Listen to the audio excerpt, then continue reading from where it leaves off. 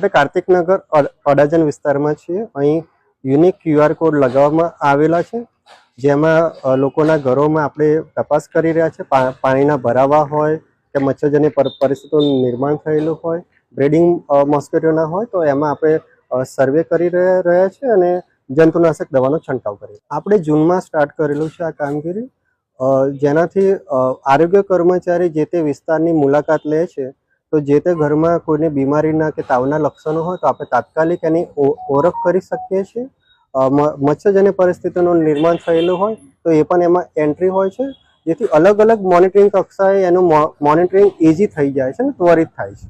હાલમાં આપણે આ યુનિક QR કોડની જે સિસ્ટમ છે એ વેક્ટરબોર્ન ડિસીઝ માટે ઇન્ટ્રોડ્યુસ કરેલી છે, જેમાં કોઈને તાવ કે મેલેરિયા કોઈના લક્ષણો જણાય તો આપણે એમની સ્લાઇડ લઈને તપાસ કરતા હોઈએ છીએ। જો તપાસમાં એ પોઝિટિવ મળે તો એને સંપૂર્ણ સારવાર આપતા હોઈએ।